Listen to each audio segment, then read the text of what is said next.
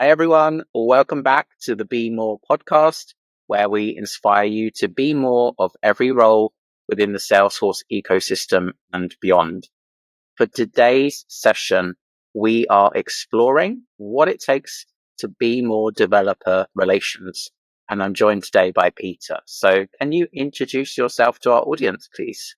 Hi, everybody. My name is Peter Chittum. Perfect. And let's kind of dive in and explore a little bit more about developer relations. Like, that sounds really nice, fluffy role, right? Talking to people and making things happen. But in reality, what does that actually entail? What does it mean kind of day to day? Yeah, that's a good question. And, I think a lot of people see the most visible part of developer relations, which is, probably like one specific role in developer relations, which is the developer advocate or developer evangelist. Mm-hmm.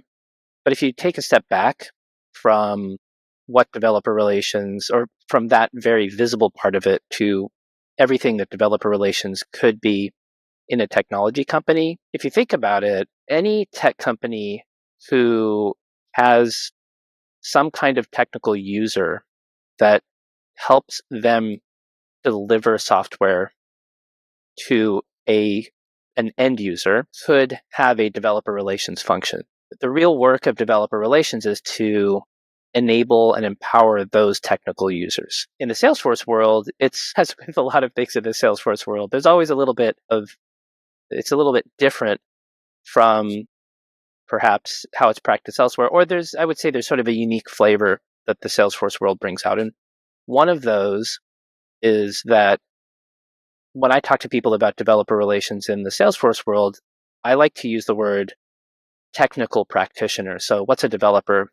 Who is a technical practitioner in the world of Salesforce? Any of those people could potentially be part of the audience of a developer relations team. So that could be an admin, an architect, that could be marketing ops, obviously the classic Salesforce developer, if you will. All of those technical practitioners need to be enabled and empowered to go out and deliver software to Salesforce customers.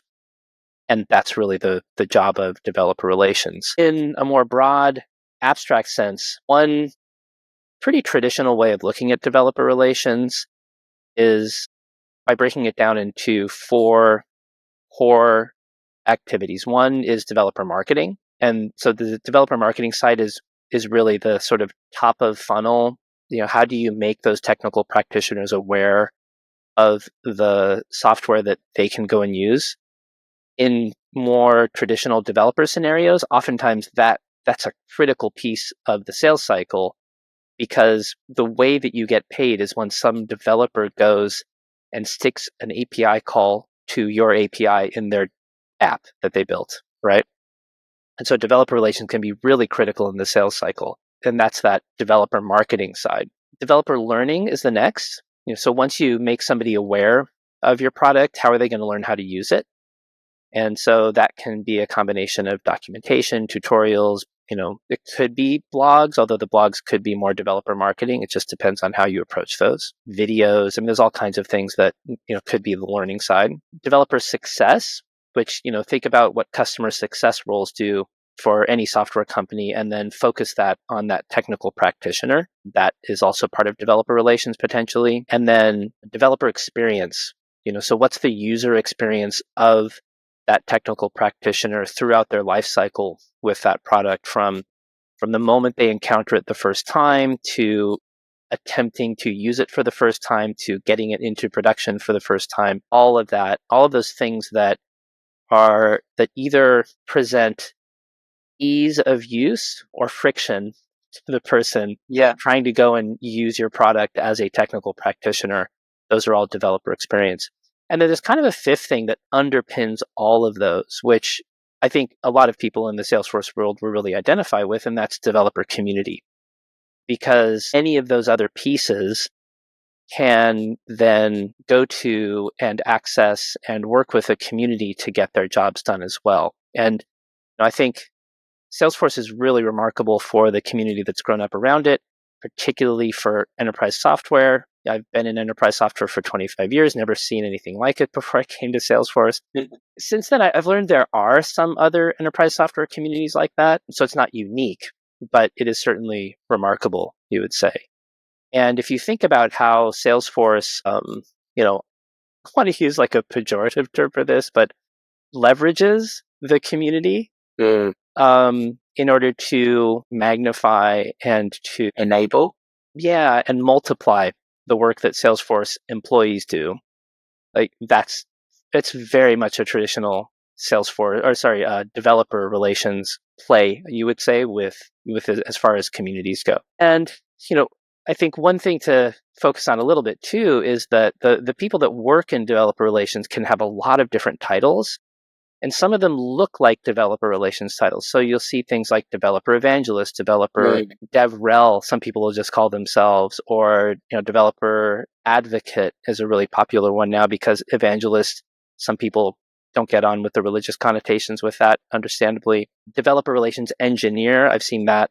Google tends to use that one, I've seen in particular. The reality is anybody who's doing one of those functions of developer marketing, developer learning, developer success, developer experience, and developer community in the context of their job is doing developer relations in a way. Mm-hmm. They may not have that title. And I think that's really interesting because when I look around the Salesforce ecosystem, I see a lot of people doing developer relations work. There aren't a lot of people who have a proper developer relations title. Yeah. Okay. And kind of reflecting on some of the points there, and maybe a little bit of a leading question, because I certainly have an opinion on this, right? But when we're talking about enablement, and this can vary from kind of written content, videos or blogs, or maybe flashcards, or kind of lots of different things, what is perhaps most successful at enabling the community or people within the community?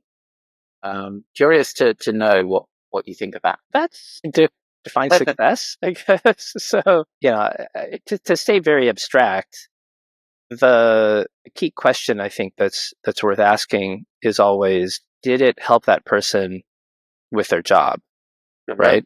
I don't think anybody does a good job of measuring that. No. Yeah. Just to be completely frank, and to share a little bit, my background before I got into developer relations was I was a technical instructor, and I had done that for over a decade. There are things you can do to go and find out 3 months later, 6 months later, and check, like, that course that you took or that tutorial that you took, did you use it? Did it help? Or did it make things easier? There's a term for this. It's called a third level assessment. Okay. Which is it's a traditional like learning tool or educational tool. It's just really expensive to like do it at scale. And so it's hard to get people engaged in it, and people forget. I mean, memory is totally malleable. And, although most people I think can probably go back to that experience and think like, oh yeah, like I used that or I didn't. So yeah, I don't know if I answered your question, but, to me, I think in a lot of ways, what's most successful is having a broad variety of options for your audience to pick from. Because what works for me may not work for you. And so if all you have is a bunch of written tutorials, that's going to work great for some part of your audience. And there's going to be other people who are just, it's not going to be as helpful for them. So I don't know. I kind of answered the question without answering the question, maybe. But I mean, we got there, and that was my opinion as well, right? Okay. Different forms of content or enablement work better for different types of people. Yeah. Right. Yeah. There are very visual people. There are people like me that can read something, memorize it, and kind of give it back to you, maybe relatively quickly. Yeah. There are other people that would engage better and learn better with a video or an exercise. So yeah, I think it's great that you know that as well, because as a result, Yeah, yeah. Well, it's Because interesting you say that, to muse a little bit, on my own journey with this, where I kind of always thought I was more of a visual learner. But what I've learned is that, in fact, I learn best when I can talk to people about what I'm learning. okay, Yeah, and I've always struggled with that because as I've, especially with a lot of software developers, there's a bit of an expectation that you should be able to read this and just solve it, yeah, or watch the video and solve it. And so there's not a lot of patience, I think, for, can you talk to me about this? There's sort of a, well, like, only if you went and read the thing. It's like I could read the thing 10 times, but if I like talk to you once, I will get 10 times more out of it and faster.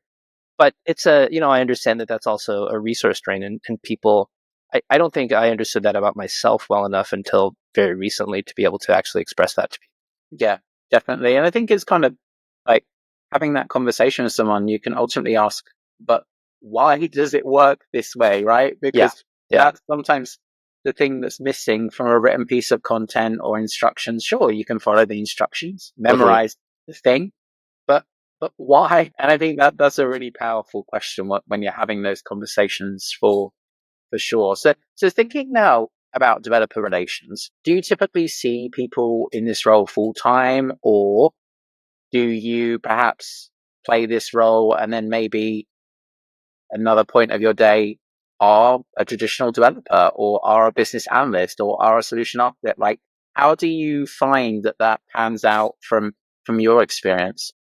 Yeah, I would say broadly across the industry, there tends to be a specialization in this where people oftentimes come up through communities. So maybe, they are that community member who has started a blog and been doing it for 5 years, or, has a YouTube series or has a podcast, or they're out like running live, events kind of Mm-hmm. in their free time. So you often find people who come up through that, and because they have a natural inclination to going out and helping people, it becomes a really easy way to reduce some of the unknowns when you recruit that person, if that Yeah. makes sense. If they've already gone up and given a talk, then there's some self-selection that this person, you've seen them be able to talk about something Mm-hmm.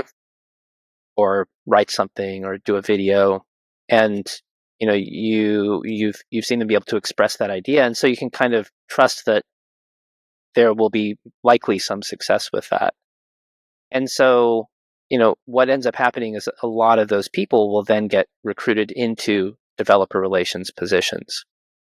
And so I would say, especially people who are first entering into the role, it tends to be full time, because that's how you learn the skills and the chops of, always a difference between the hobbyist, Yeah. not to denigrate any of the work that anybody does that is community oriented, but let's call it that for now, or the Mm-hmm. amateur maybe, right? In the best sense of the word,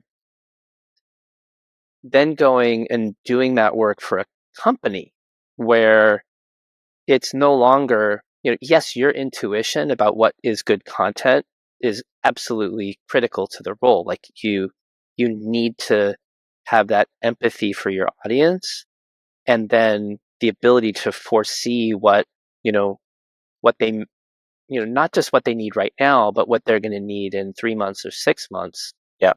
Then you also have to get buy-in from your leadership and align how you do that content with the goals of your company. Because if you don't do that, then you're a really easy target when things get lean to say, like, we don't really understand the value that you're bringing to the company, and that's where it can be very easy to cull the developer relations team if that's not really clear to your leadership.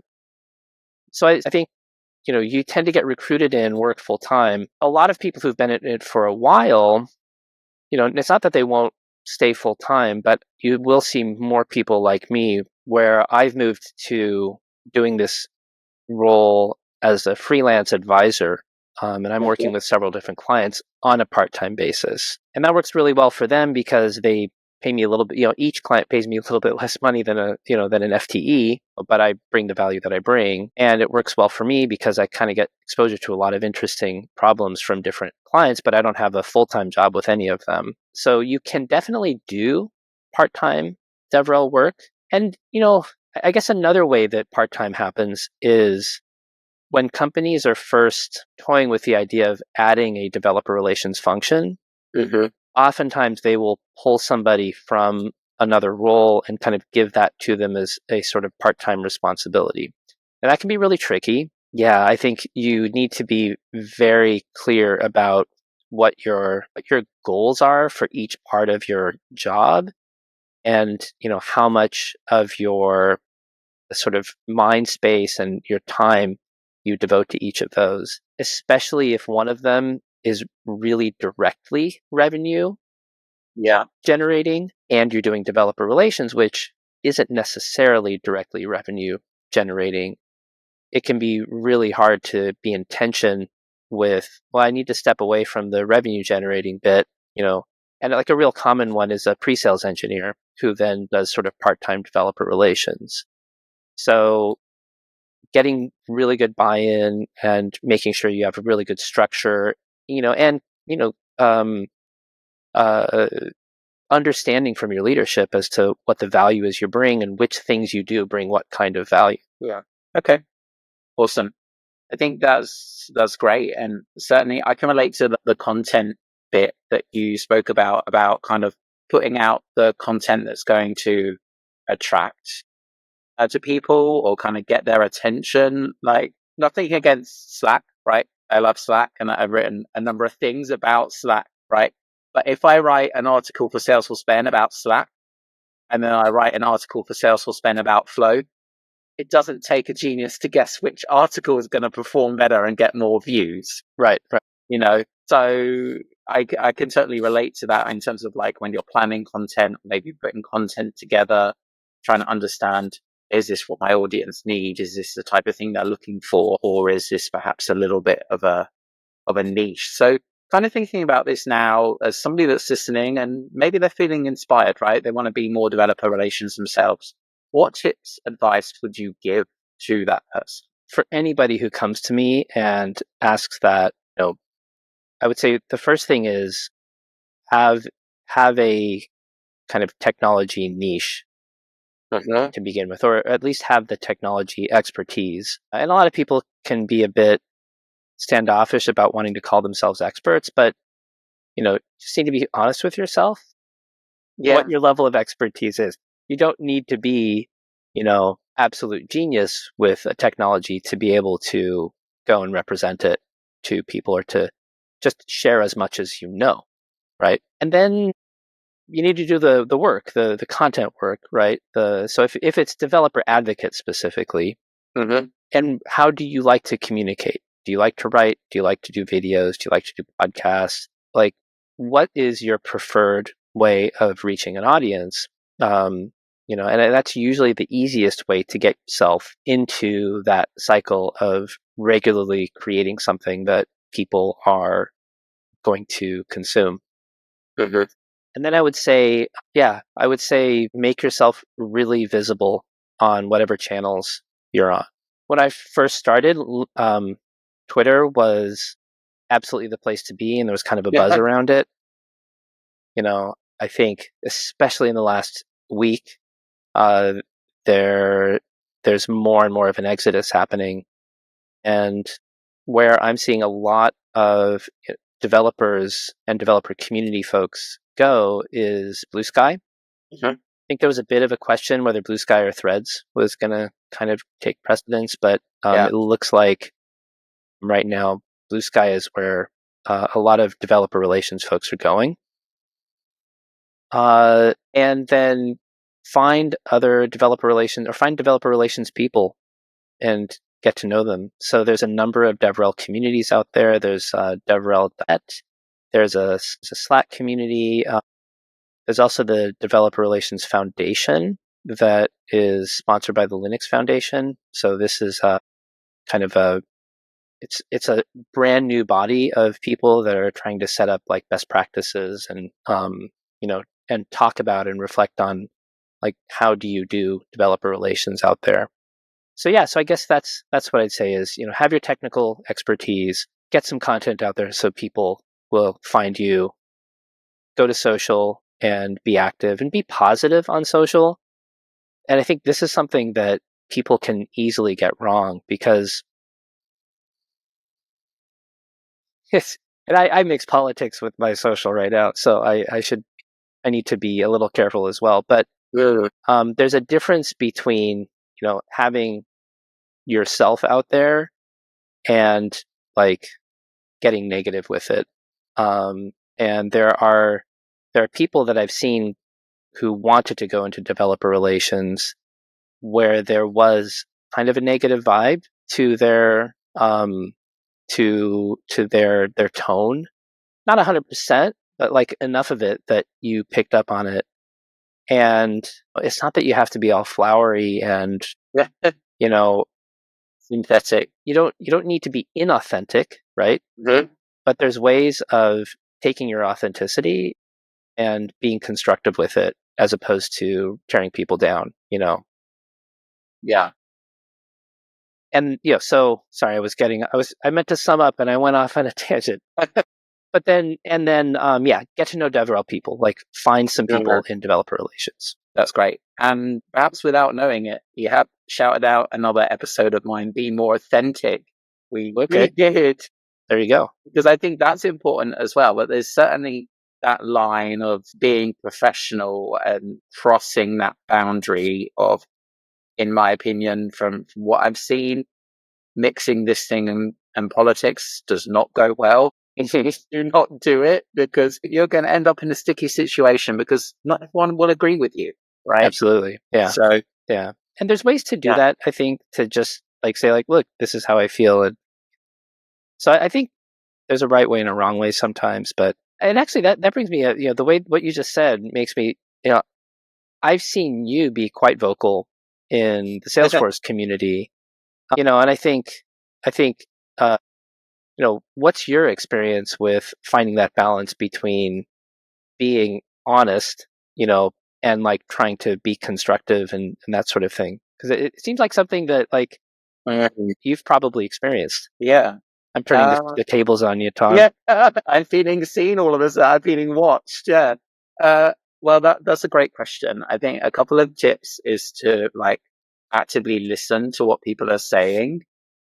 Don't pull somebody out in front of an audience. Mm-hmm. Certainly don't randomly like tag somebody that has a certain opinion to kind of add to the debate or add to the discussion, because those are a toxic trait, or kind of they basically influence negative behavior and kind of influence people to like have that kind of fight or flight response. And online, Right. it just doesn't, it's just not constructive.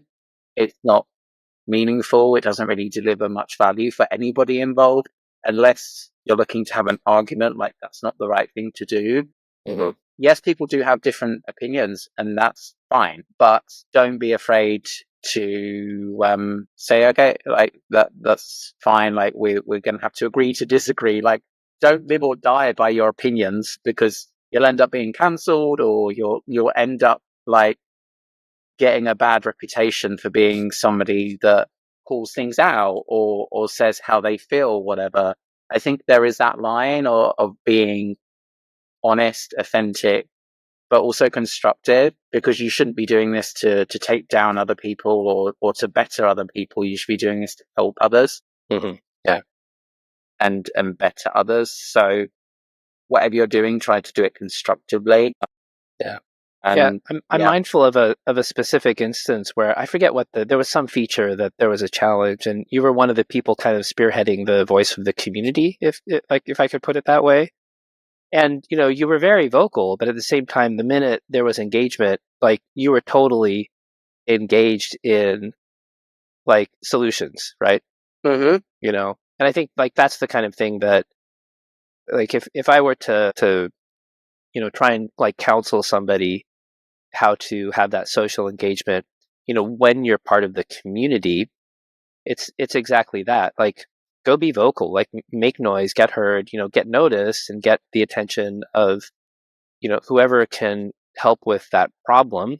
Stay focused on seeking the solution, and when somebody comes with help, engage with that and in good faith to see that through, kind of thing. So like all of those things are, I wish I could remember the exact feature, but there was something in particular that this was, I want to say like 2021 or Yeah, 2022. I think we spoke about it at London's Calling over some drinks after a Yeah, little yeah, bit of a dance. I'm pretty sure that's kind of yeah, when we first met each other, and yeah, I had very strong opinions about it was a trailblazer community. yeah. It was the features. Yeah, that's right. Yeah, Yeah, so, and I mean, yes, I was vocal, but ultimately, once I engaged the right people, you know, I was working with them to make this a better thing. I'm yeah, not working against anybody or attacking anybody. Like, I'm trying to find the right person to influence making something better or yeah. improving something. And that's exactly what I would, because that's is one of the key pieces of being a developer advocate. You have this dual role with your product and engineering team where you get to be customer zero oftentimes. Like, you get the cool features first. You get to play with them, break Mm-hmm. them, give feedback, build content about them when nobody knows. You get to know about it, like, sometimes years in advance. When they were launching Lightning Web Components, we knew about it like a good year and a half before that it was coming. And, I talked about anticipating what your users need in the future. I wrote a Trailhead module about JavaScript that was really focused at getting people being able to use Lightning Web Components. But I wrote it in a way that it was generic enough, and so I released it 6 months before Lightning Web Components went live, because I knew using good best practice JavaScript was something that a lot of Salesforce developers were going to struggle with. So that became a piece of content that I worked with another content creator at the same time. We each created a module that became part of a trail that was very JavaScript focused. Nobody knew what was coming with Lightning Web Components until literally the day we announced it. So that kind of customer zero thing is like, it's a really cool experience to kind of know that in advance. And then the minute the product is out there, you're the best placed person to hear the feedback from the trenches, getting that information, getting that data, getting the pain points and bringing that back to your stakeholders in product is super, super important. So like, when you go out and be that person as a community member, you're literally modeling the behavior of what a developer advocate do in that role. Yeah. Awesome. Okay. Shifting gears a little bit. But if you were to start kind of in developer relations again, is there anything you would change or do differently? I would ask way more questions.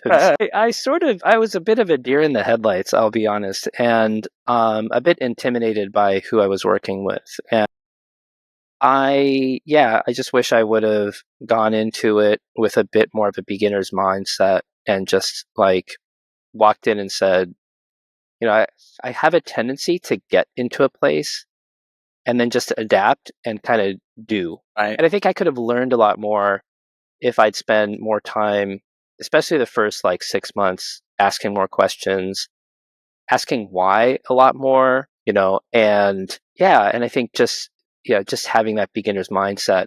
I never really found somebody who could be kind of, somebody who could mentor me or like, help me. Yeah, I shouldn't say that. There was one person who was a bit of a mentor, but I think, I would have sought out more people's advice, which kind of goes back to the asking questions, but I think more in a way of like getting feedback and seeking feedback from people. And I think I would have tried to be less afraid to fail. Like, I really tried hard. Like, I would sometimes catch myself up and be slower at producing things because I didn't want to do it wrong.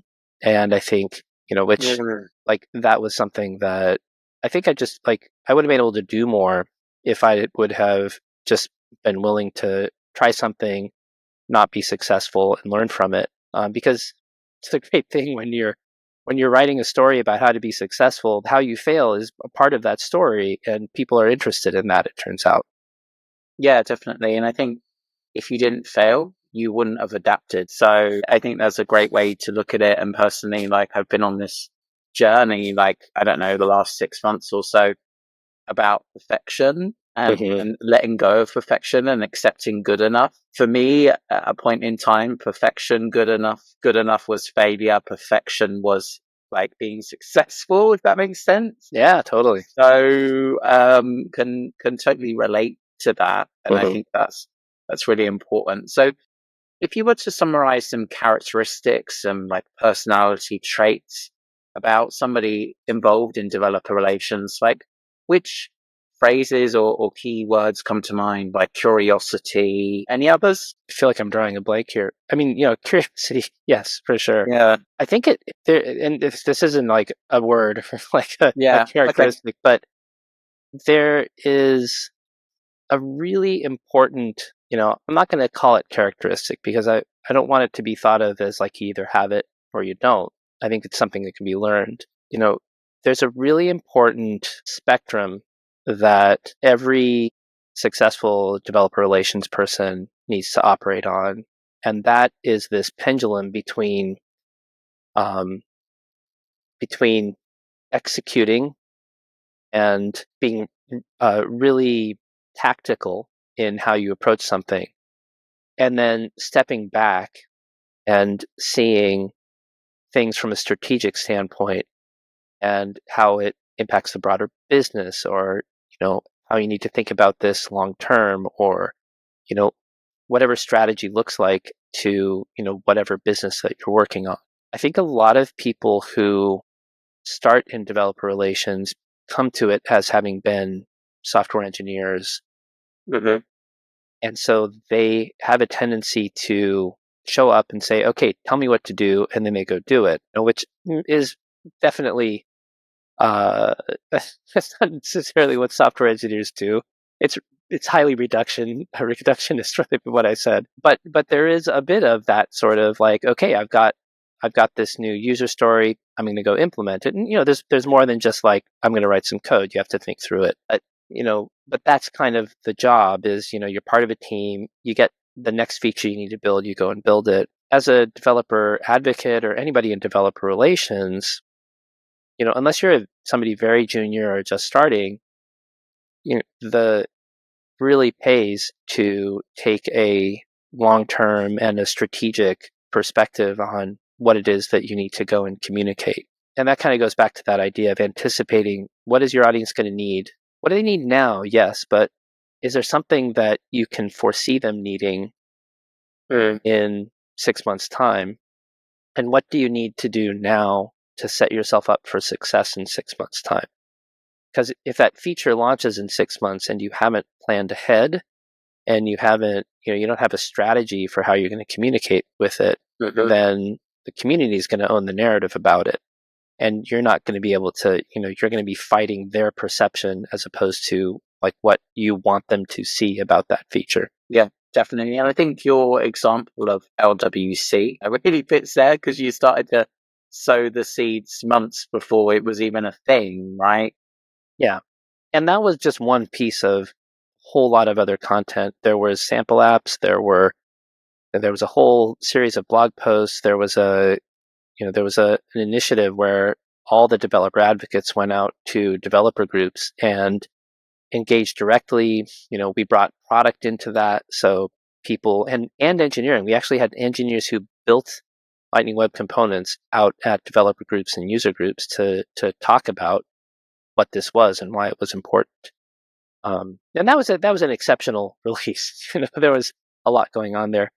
You can see a lot of that with what's going on right now in the Agentforce launch and what's going on with AI. Like, if you look at how Salesforce, maybe not the broader Agentforce messaging, but if you look specifically how Salesforce is going out to developers and admins and practitioners and helping them get their hands on what it is, like that's a very DevRel focused, strategy that they're going. Yeah, definitely. Kind of getting it in people's hands, getting them to see it, getting them to play with it, and then the Salesforce marketing machine is wise to this. Record them on video, post it on social media, and get the engagement. Yeah. So, yeah, awesome. Okay, so unfortunately, we are bringing the session for today to an end. I feel like we could just chat for the rest of the Totally. evening. So, It's been great to chat with you. But before we do go, what's a way for people to connect with you? And do you have any particular pieces of content that will maybe help people learn more about developer relations? I haven't done a lot of writing about developer relations. So, although I'm beginning to talk a little bit about it on my LinkedIn feed, and on LinkedIn, I'm just on the URL, I'm in/Peter Chittum. So it's all one word. I've been on Blue Sky for like almost 2 years, but I'm now actually like, now there's a critical mass of people. So it's worth actually saying something there. So I'm beginning to talk there. And that's just at pchittum.com on Blue Sky. Okay. I do have some work on GitHub, which is also pchittum. And then if you want to see some of the things that I'm writing, I'm trying to be more thought leadership-y in some of the stuff I'm doing on Salesforce Ben. So I think I did a count, and I think I've got something like 8 or 10 articles out there now, mostly around AI, because that's kind of my pet technology interest at the moment. Can't make any money with it yet. Like, nobody's hired me to do it, but you can talk about it. I can talk about it. I'm talking about it all the time. I spoke about it last week at DevOps Streaming. So yeah, so if you want to like kind of see what I think about things in the Salesforce ecosystem, that's where I've been putting my words. So, and I'm doing a live stream on Cloud Bytes TV with Paul Bassett. So you can check us out there every other Thursday. So not this week, but next week we're going to do one, and that one's going to be I think we're going to call it Sockle for Salesforce administrators. So it should be fun. Nice. Well, I've just been running internal training just today on the Salesforce object query language. Okay, very good. Yeah, I think it's definitely an important skill for admins to have and learn more, because it's pretty powerful. So yeah, I think that's great. Well, thanks again for your time today. I feel like in the future, maybe we could do another one, be more thought leadership. That's certainly what I was thinking as you were saying that. Yeah, I'd love to. Bring a panel. You should get a few people on that one, Yeah, definitely. I mean, there's so many great people in the ecosystem, Yeah. It's like a menu of people to choose from. You're like, which one do I choose today? So yeah, it's been great to chat. And hopefully we inspire some more people to be more developer. So thanks again for your time. Yeah, thanks, Tom.